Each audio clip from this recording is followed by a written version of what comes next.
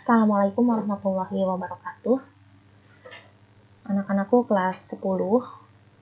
Pekan ini kita akan membahas lebih dalam mengenai sistem periodik unsur ya. Di beberapa pertemuan sebelumnya, Ibu berkali-kali menunjukkan kepada kalian tabel periodik unsur gitu ya, seperti ini. Nah, ternyata di dalam sejarahnya tabel ini tidak serta-merta terbentuk begitu saja dengan mudah dalam waktu yang cepat gitu ya. Pembuatan tabel ini telah melalui proses yang sangat panjang, dan hari ini kita akan belajar mempelajari itu ya. Nah, diawali judulnya itu ini ya, sistem periodik unsur, lebih khususnya mengenai perkembangan sistem periodik unsur gitu ya, sejarahnya gitu ya. Nah, jadi kalau kita kilas balik sejarah mengenai perkembangan sistem periodik unsur, sebetulnya di masa dahulu gitu ya, orang itu kan cenderung mampu membedakan unsur-unsur yang bisa ditemui di sekitar mereka dengan cara yang sederhana ya, dengan proses penginderaan. Misalnya orang dulu ya, para ahli kimia dari Arab dan Persia, mereka itu sudah mulai mengelompokkan zat-zat itu berdasarkan sifat logam atau non logam gitu ya. Jadi pengelompokannya itu masih sederhana, ada logam, ada non logam gitu ya. Kemudian di tahun 1789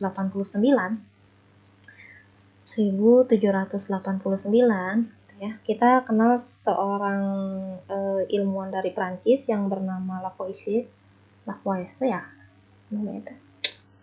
Enggak susah ini ya di ejanya.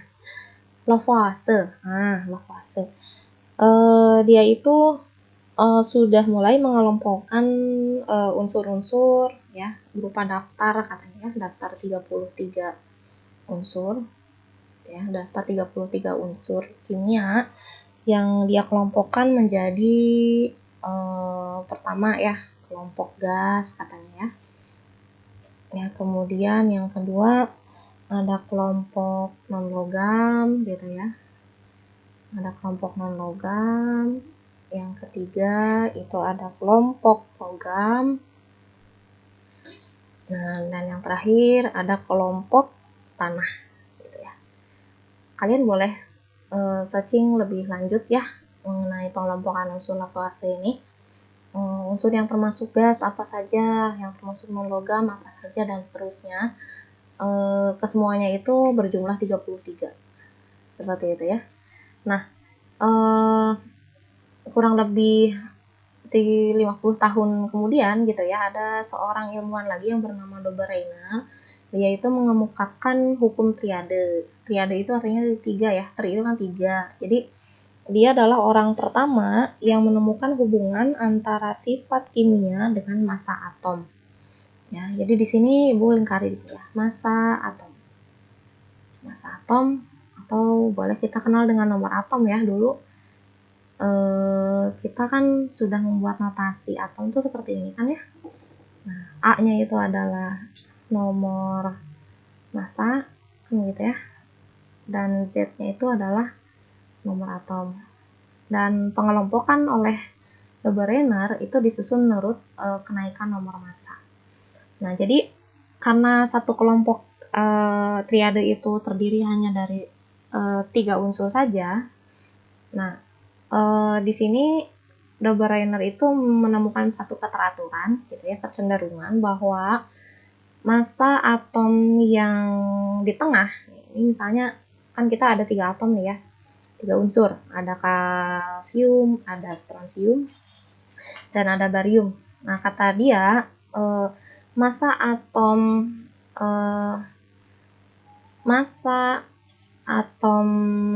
strontium itu adalah rata-rata dari jumlah massa atom yang pertama dan yang ketiga gitu. Jadi 40 ditambah 137 dibagi 2, nah hasilnya itu mendekati massa atom strontium. Ini pun sama ya, jadi 81 Ya, 81 itu ya mendekati 80. Nah, ini hitungan realnya ya. Ini hitungan apa maksudnya? Massa atom realnya 80 dan ini menurut perhitungan Nebarainer. Menurut perhitungan Nebarainer ternyata memang mirip begitu. Nah, 35 itu massa siapa? Cl gitu ya. Ditambahin 127 massanya iodium dibagi 2. Hasilnya itu adalah 81 gitu ya. Jadi massa brom ini. Oke.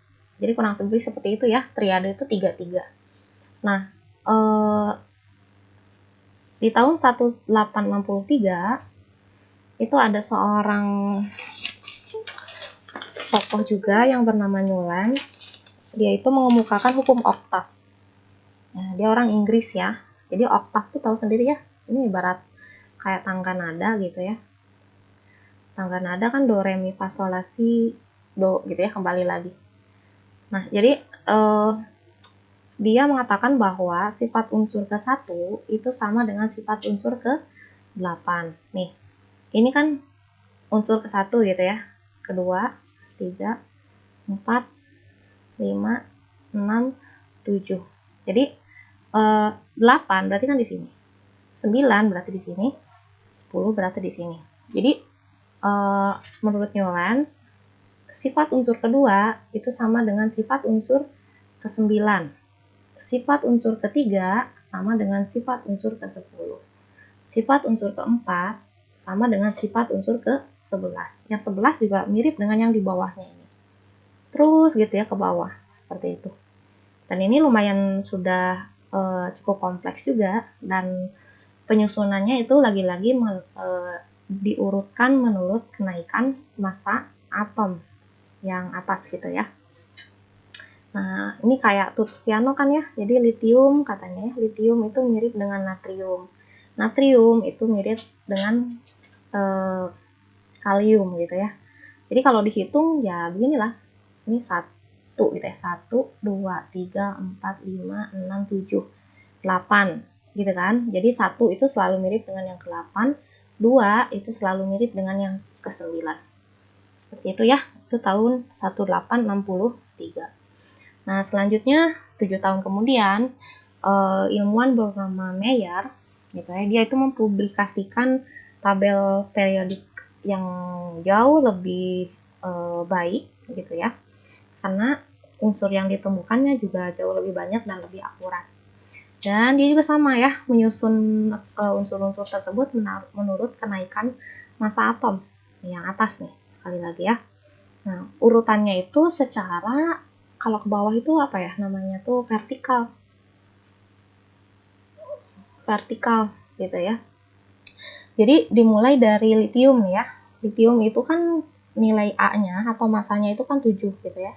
7 terus naik ke berilium 9 gitu ya, terus pindah ke atas ke boron gitu ya, boron itu 11, terus naik lagi ke karbon 11,9, terus gitu ya ke bawah naik, jadi semakin ke sini ke ujung nih, bismut itu adalah unsur paling berat yang ditemukan oleh Mayer.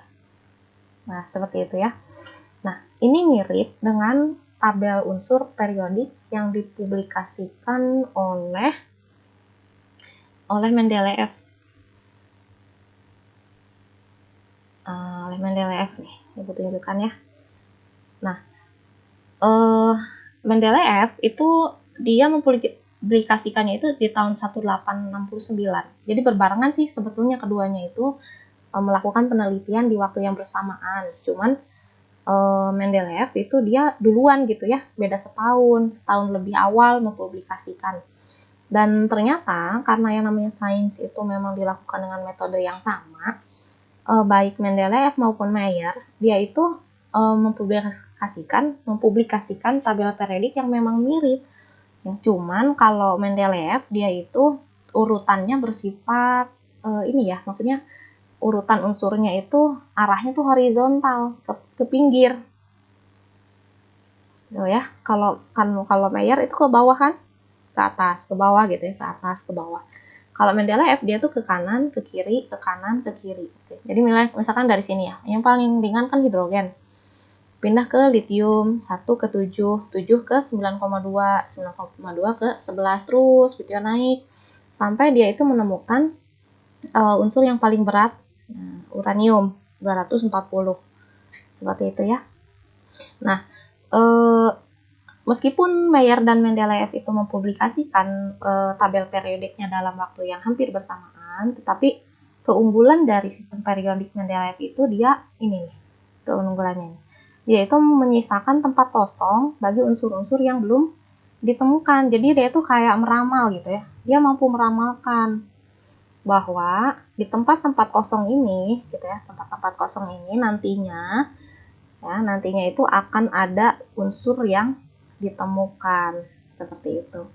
Jadi yang kosong itu adalah prediksi dan betul gitu ya. Beberapa tahun setelahnya ditemukan nih. Misalnya ini yang 72 itu apa? 72 itu apa ya? Gue lupa. Sebentar, 72 itu GA ya. Nah, GA. Nah, boleh dicek ya. Takutnya Ibu keliru. Nah, akhirnya gitu ya, singkat cerita, kurang lebih 60 tahun kemudian ada Moseley dan Seaborg. Gitu ya. Dia itu adalah orang-orang yang mengembangkan tabel periodik panjang atau sistem periodik unsur yang modern seperti yang kita pakai sekarang. Jadi yang paling berjasa memang ini nih, Seaborg. Gitu ya. Jadi bedanya dengan unsur tabel periodik unsur yang sebelumnya, kalau Mendeleev, Mayer, terus De Brenner dan triade ya Newlands itu disusun menurut kenaikan nomor massa. Nah, yang akurat itu ternyata unsur-unsur dalam tabel periodik itu memang seharusnya disusun menurut kenaikan jumlah proton atau nomor atom. Yang Ibu pernah bilang dia itu sebagai nomor induk itu ya. Nah, inilah gitu ya. Cikal bakal awalnya bagaimana ternyata jumlah proton itu menunjukkan posisi unsur itu dalam tabel periodik secara rapi begitu ya. Dan kalau kalian lihat di sini ada penamaan khusus gitu ya untuk beberapa blok. Nah, di sini ya, oke, lihat dulu nih. Jadi yang namanya tabel periodik unsur itu boleh kita bagi menjadi logam, gitu ya. Ada golongan unsur logam, ada non-logam, dan ada semi logam kan begitu ya. Nah, yang mana yang paling banyak? Nah, yang paling banyak itu kalian boleh lihat di sini ya. Yang namanya logam itu kan metal. Nih, yang metal itu berarti daerah sini nih sebetulnya ya. Oke. Nah, dari ini, biar mudah Ibu tunjukkan ya yang semi logam aja nih, semi metal. Nah, semi metal itu cuma sedikit. Boron, silikon, germanium. Tadi itu gallium ya. Yang tadi itu gallium. Nah, ini gallium. Oke. Nah, germanium, arsenik, antimon, tellurium, polonium. Jadi yang semi logam itu paling sedikit nih. Itu yang warnanya biru. Nah, dari batas ini, batas yang biru nih, ke kanan itu adalah unsur-unsur non logam. Nah, dari semi logam ke kiri itu adalah unsur-unsur logam. Jadi kalau ditanya ya logam memang lebih banyak sih gitu ya. Nah, kemudian pembagian bloknya kita perhatikan di sini ya. Jadi yang namanya unsur dalam sistem periodik itu bisa terbagi menjadi golongan utama gitu ya. Golongan utama itu golongan A. Ya, ada unsur-unsur golongan A atau golongan utama. Ya. Ada unsur-unsur golongan B atau golongan transisi.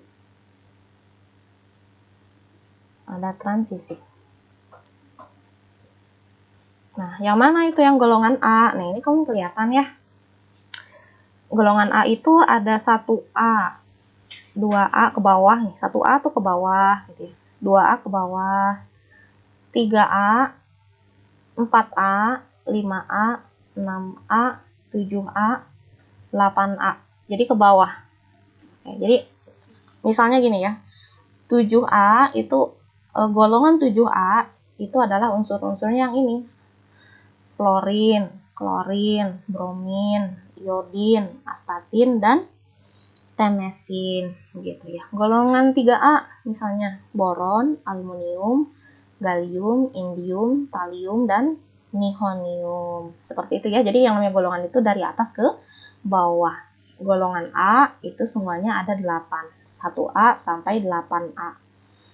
Nah, golongan 1A dan 2A itu termasuk golongan unsur pada blok S. Blok S. Jadi 1A, 2A, yang warna hijau ini adalah unsur-unsur yang terletak di blok S. Artinya apa? Artinya elektron valensinya menempati subkulit S.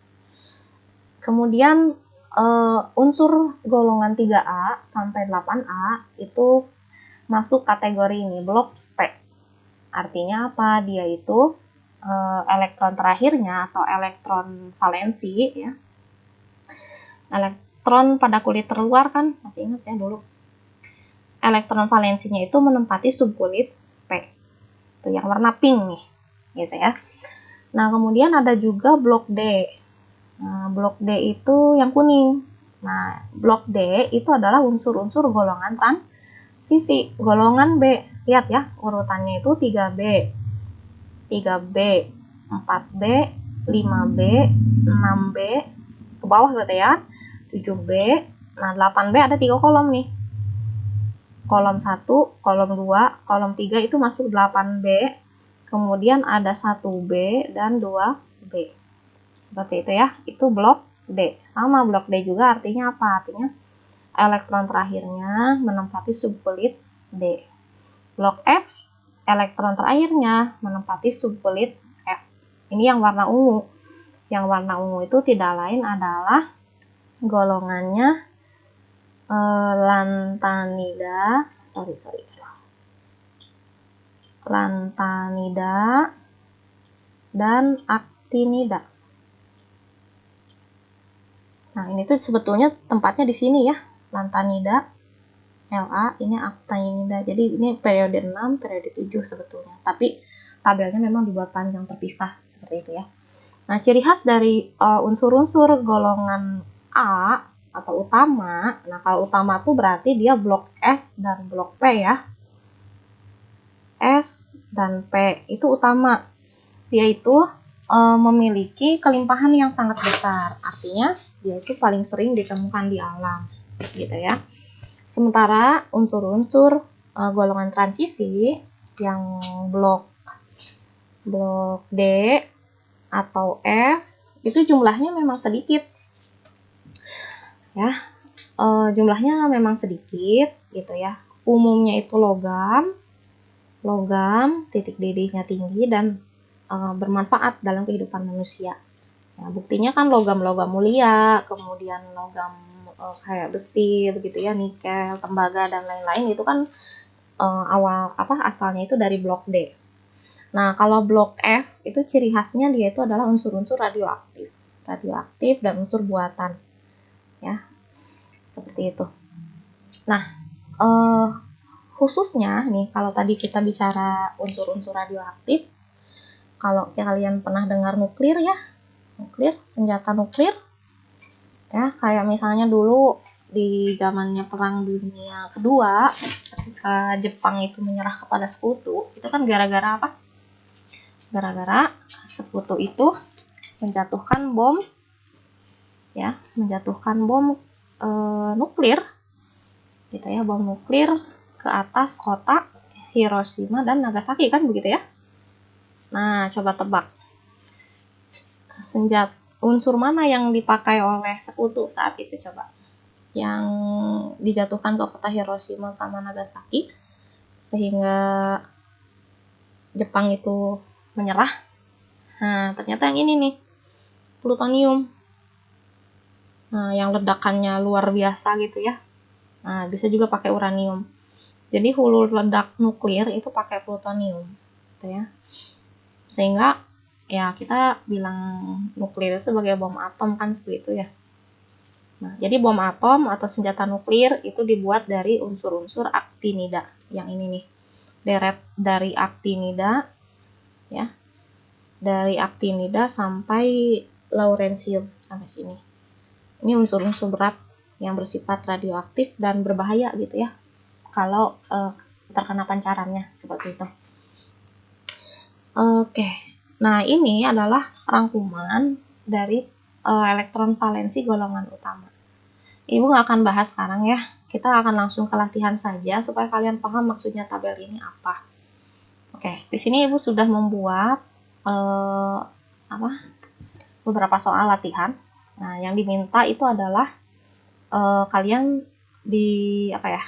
diminta mencari blok golongan dan periode unsur-unsur berikut ini. Misalnya natrium ya. Kita sudah belajar konfigurasi insya Allah ya, masih ingat. Jadi natrium itu protonnya atau elektronnya itu adalah 11, berarti konfigurasinya itu adalah SSPS. SSP, mudah-mudahan masih ingat ya rumusnya. SSP, SPS, DPS, DPS. Tapi karena natrium cuma 11, ya kita cukup sampai 3S1 saja. Nah, 11-nya itu kita hitung dari atas kan. 2, nih 2, tambah 2, tambah 6, tambah 1, itu kan 11. Ya, sesuai dengan yang ini nih. Oke, sekarang kalau ditanya blok, nah natrium itu ada di blok apa? Nah, kalian lihat aja yang terakhirnya, ujungnya. Ujungnya kan S nih, berarti dia itu natrium berada di blok S. Berarti dia unsur-unsur di golongan utama. Nah, elektron valensi lihatnya dari mana? Dari kulit terluar. Dari kulit terluar, yaitu apakah 1, 2, atau 3? 1, 2, 3. Ya jelas 3 kan? Berarti elektron valensinya itu lihat yang ini nih.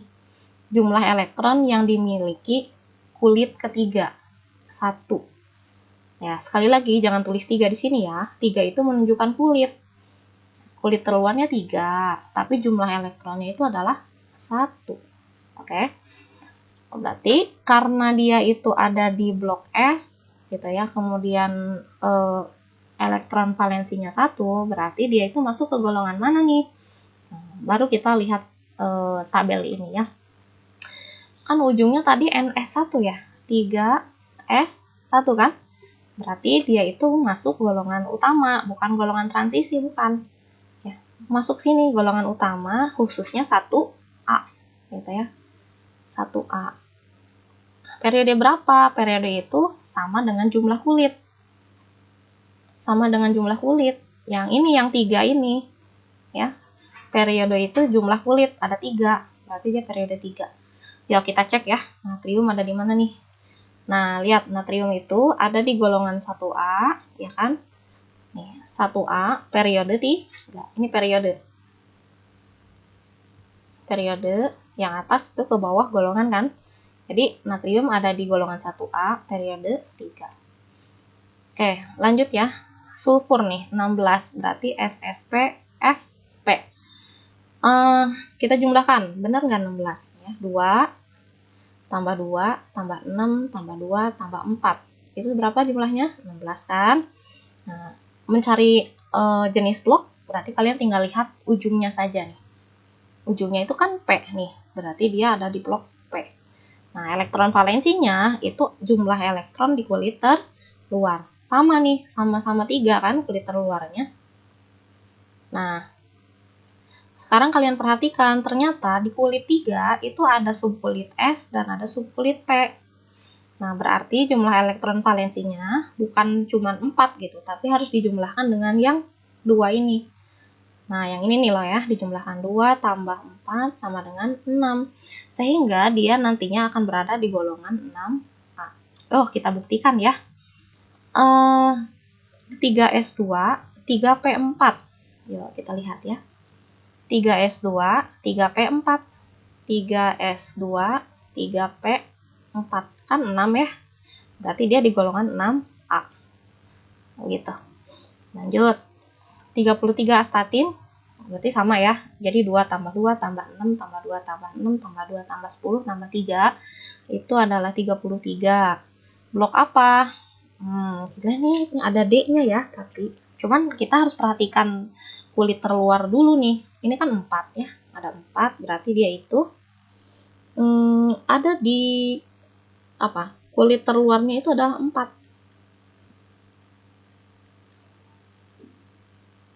Oke, kulit terluarnya itu adalah 4.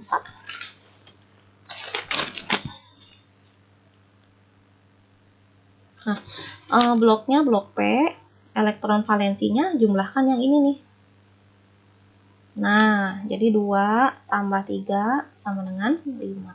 Nah, ini yang D-nya abaikan saja. Yang kalian perhatikan itu adalah jumlah kulit yang paling apa ya namanya? Yang paling besar. 4 nih. Gitu ya, ada S, 4S, ada 4P. Berarti dia itu golongan, ya, perhatikan ini 5, berarti dia golongan 5A. Karena berakhiran di S dan P. Oke, periodenya lihat jumlah kulitnya, ada 4. Berarti ininya 4. Kita cek ya, betul tidak nih? Astatin ada di golongan 5A, periode 4. Ya, tapi sebelum ke sana kita cek dulu ya. Tadi astatin itu berapa? 4S2, 4P3 ya. Oke, 4S2, 4P3, berarti di sini kan 4S2, 4P3, berarti dia golongan 5A. Oke, periodenya periode 4. Kita lihat astatin. Tuh, lihat ya. Astatin golongan 5. Nih, astatin golongan 5. Periodenya yang keempat. 1, 2, 3, 4. Nah, tapi tadi untuk yang soal kedua, sulfur kan ya. Sulfur itu golongan 6. 6A periode berapa? Periodenya 3.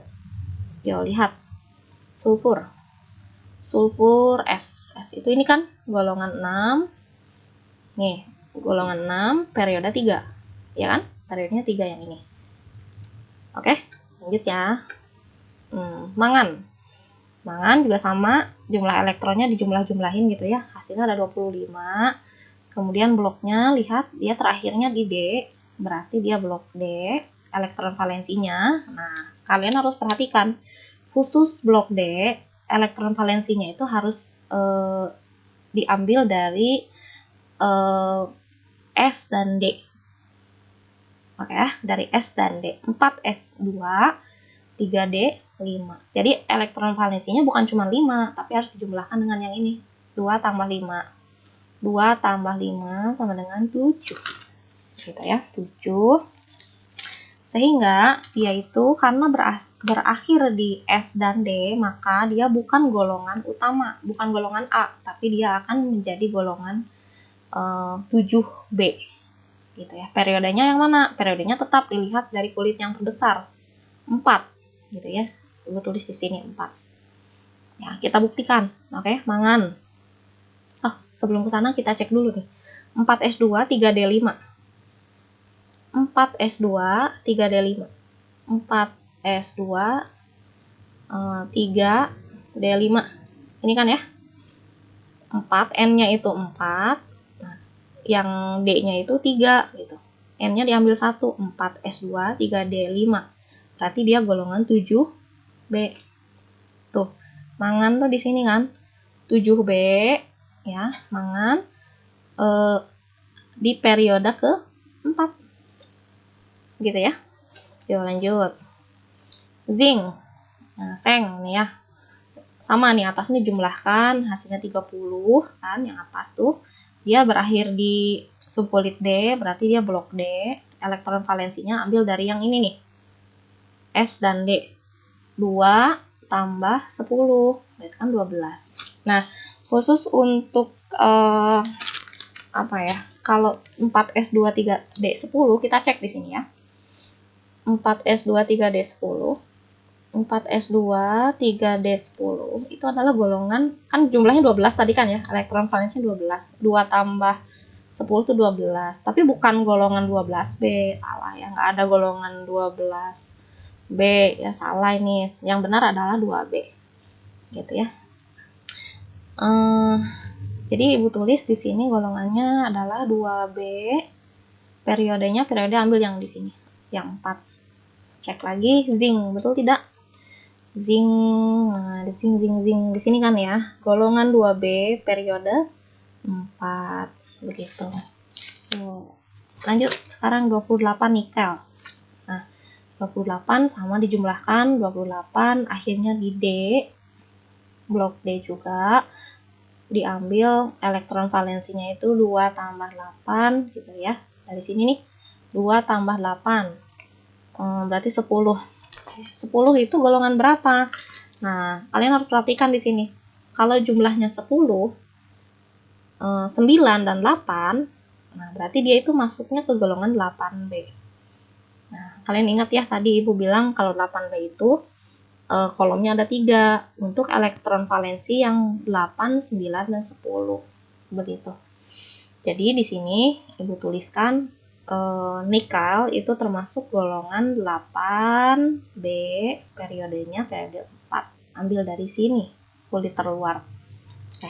Nah, terakhir ini tadi plutonium ya. Plutonium untuk bom atom itu. Nah, lihat ya, ini besar juga nih, 94 nomor atomnya. Jadi kalau yang atas nih ya, 2 tambah 2 tambah 6 diteruskan sampai di sini, sampai 6 ini ternyata dijumlahin kan 94. Nah, dia berakhir di F nih, berarti dia blok F. Nah, golongannya itu pasti 3B ya. Kalau F itu semua golongan, semua unsur di golongan F itu termasuk golongan 3B gitu ya. Periodenya, lihat periodenya ya ini, yang terbesar 7, ya kan, 7.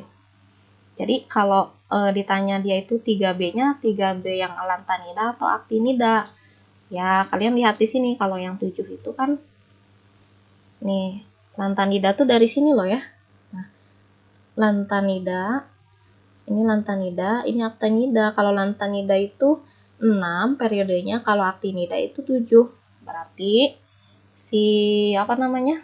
Si unsur apa namanya tadi? Unsur plutonium itu masuk ke golongan aktinida gitu ya. Ke sini, ke golongan aktinida nih, plutonium. Oke, jadi boleh ditambahkan F-nya itu F aktinida. Karena ininya periodenya 7. Kalau periodenya 6, kalau 6 berarti dia lantanida. Oke. Nah, sampai di sini dulu ya materi pekan ini. Nah, ini tugas untuk kalian. Silakan dikerjakan di buku tulis, kemudian dikirimkan fotonya ke classroom. Ya, sekian. Terima kasih atas perhatiannya. Wassalamualaikum warahmatullahi wabarakatuh.